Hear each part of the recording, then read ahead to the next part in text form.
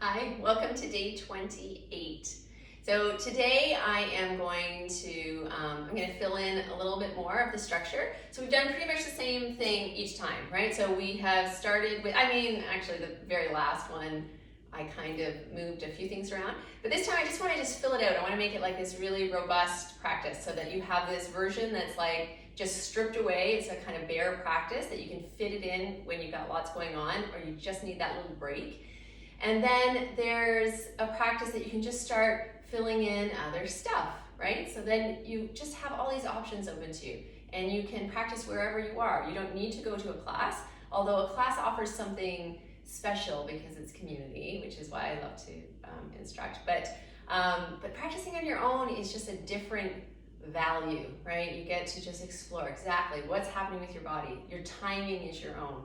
How long you spend in a certain section, if you want to hold things, if you want to flow through things, you just have all of this open to you. It's so beautiful. A home practice is so beautiful once you have it set up. It's worth it, honestly. It's so worth your time. Okay, so all that said, I'm just blabbing. Okay, so I'm going to fill out the practice. I'm going to make it more robust, and then just see how you do. Okay, so use whatever I offer that works for you. Throw whatever doesn't work for you away, and modify anything. Let your breath lead. This is a practice all about kindness directed to yourself. So that means you're not jamming yourself into something. You're just going to breathe yourself alive, open, and then maybe you're exhaling and just moving into some depth. Okay, so we're gonna start. I'm gonna start in a seated position, and I'm gonna feel the foundation of the pose. You might decide you wanna lie down, that's okay. Come into your breath.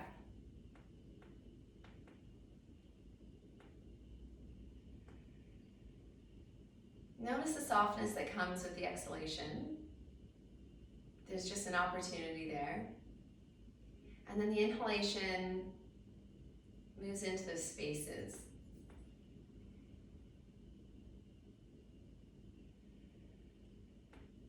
And you get to notice the activity of your mind. If it's really active, if it's pulling you around. You keep directing yourself back to your breath, back to the feedback of your body, receiving the breath, surrendering the breath.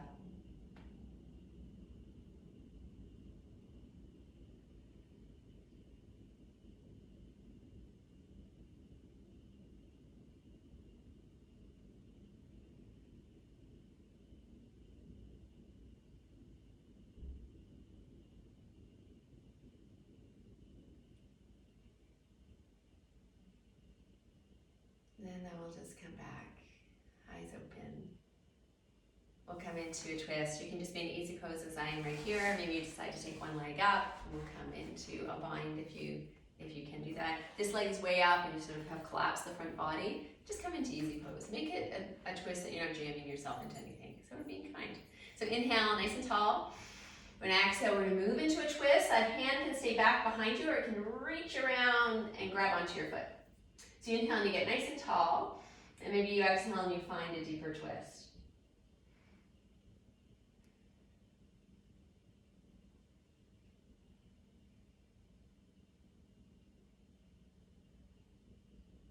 Let me come back to the center. I'm just going to let myself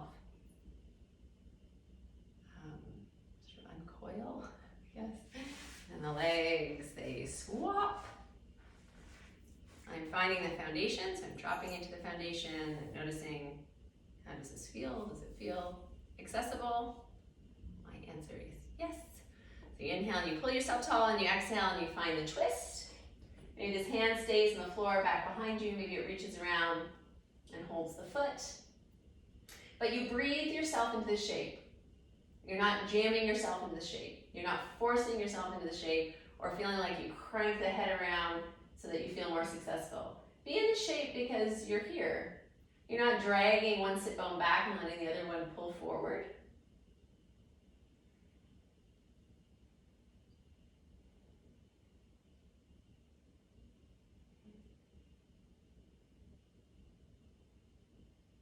I'll let this come back to the center.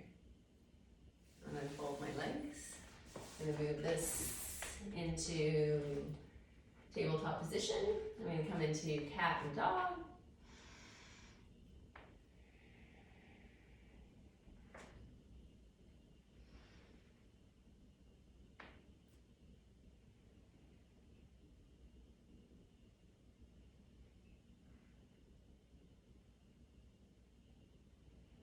I'm going to inhale and just come to a neutral place. I'm going to curl my toes under. I'm going to move this into downward dog.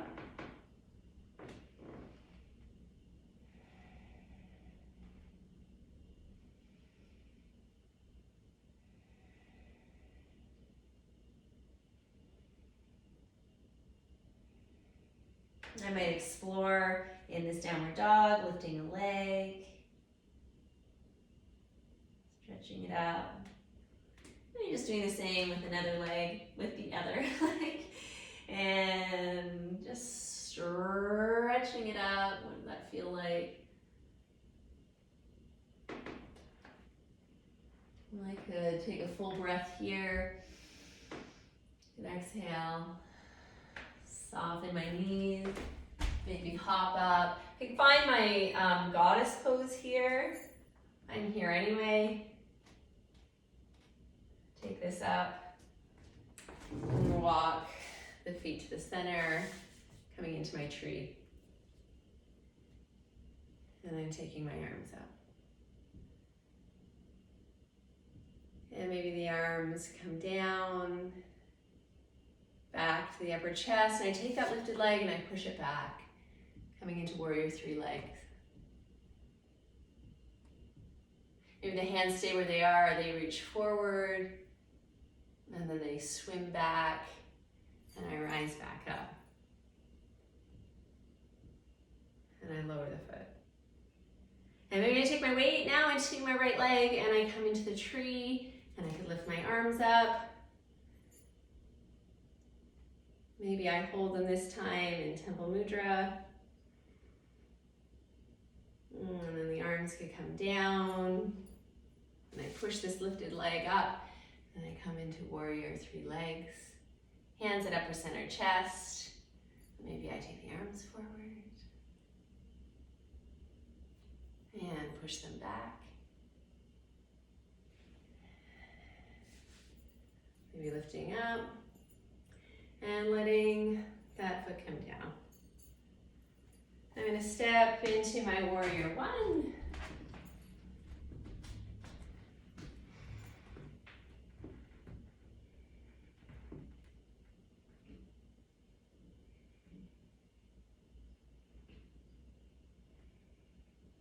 Holding as long as you wanted to, maybe moving this into warrior two, the other side.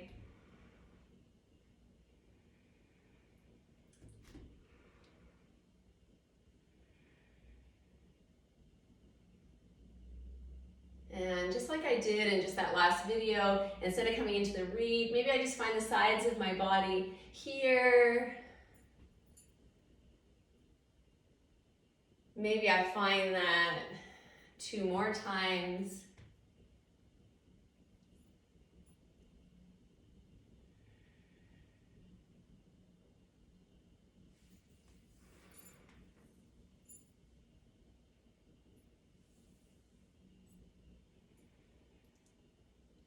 And then I take this up and I pull it in and I swap legs. I find my warrior one.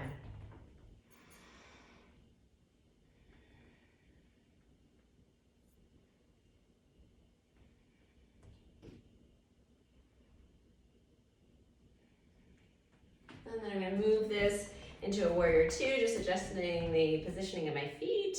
So my heel is now lined up with the instep of my foot. Shoulders are above my hips.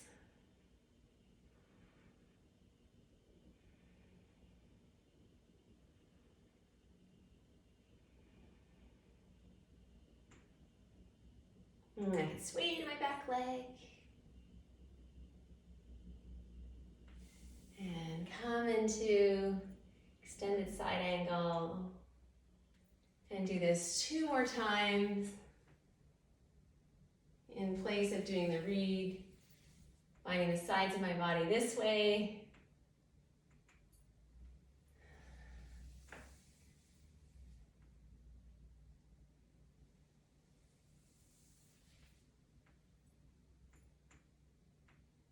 And coming right back up. And the feet come together. Feet pointing out, actually. Oh, we already did this, but we can do it again. Why not? Okay, so we're finding that goddess pose, coming up, taking the feet together. Let's come into our plank. Take a full breath here. And exhale and lower to the floor. We're going to inhale and open the chest. Maybe it's a low cobra. Maybe it's a higher cobra.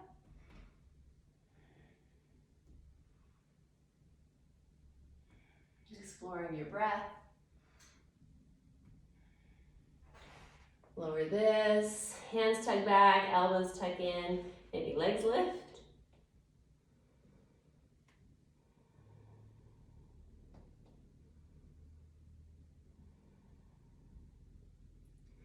Legs could lower, you can stack the hands, rest the forehead.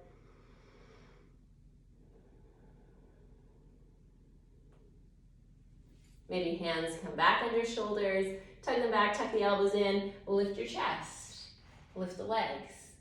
Hands stay on the floor, maybe they come back and the fingertip, or the pinky finger sides lift up. Maybe you swim the arms forward and then back and lift up.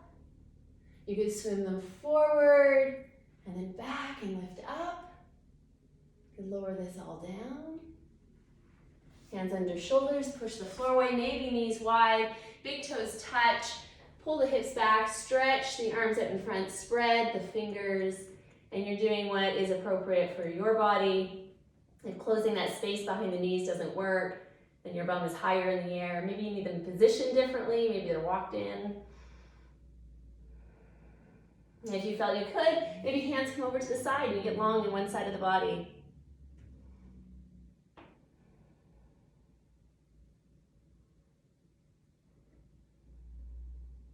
Hands to the center and then over to the other side.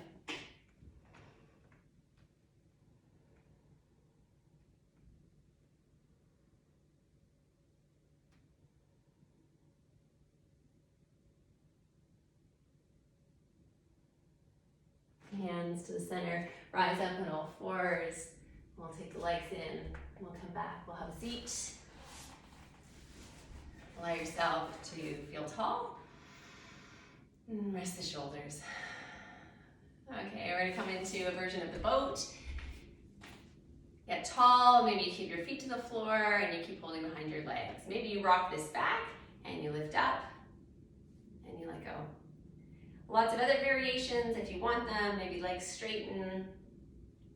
You could also hold onto your toes and you could straighten the legs here. Sometimes the body wants to fling back or fling forward, that's really common. But I think what's great is to find this setup, if your body allows, then let go and hold that.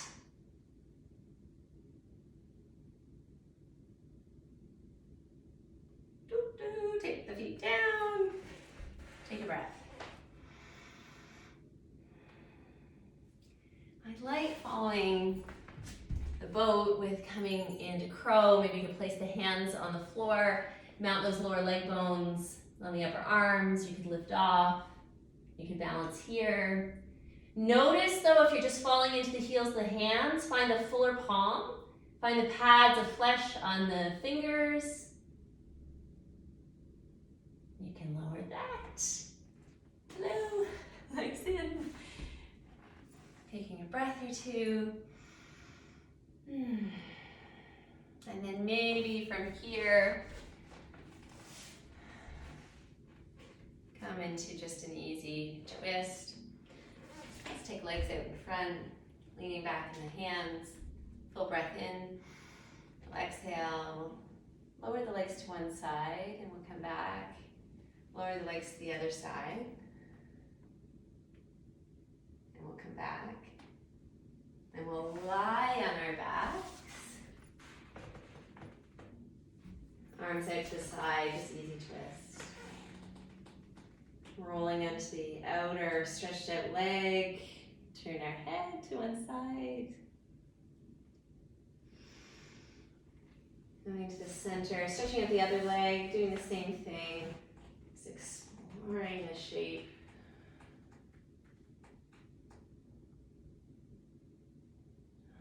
Coming right back to the center. And then maybe coming into the twist again and just holding it longer.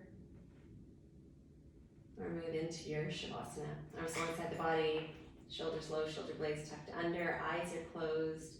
Let the body fall away. And you just check in with the activity of your mind, recognizing that you are not your thoughts. You can watch the thoughts. You can actually think, I'm thinking. So you're not your thoughts. You're something other than. So don't let the thoughts drag you around. Don't let your identification with them drag you every which way. Instead, you stay connected to the breath that's always there as long as you're alive. And you just keep watching the breath, watching the thoughts, watching the experiences of the body. Watching with a gentle awareness, friendliness or kindness directed inward.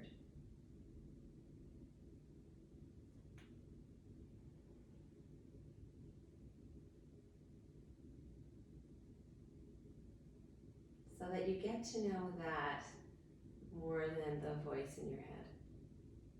You identify less with that voice that's always evaluating, judging, labeling.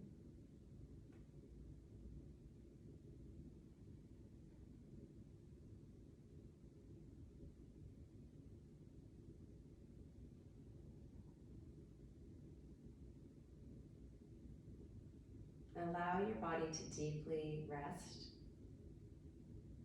that you are alert. Body is restful, that you are watchful.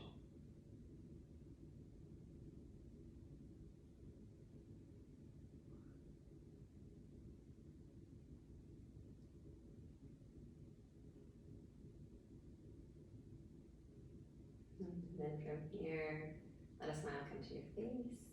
Feel it spread through your body.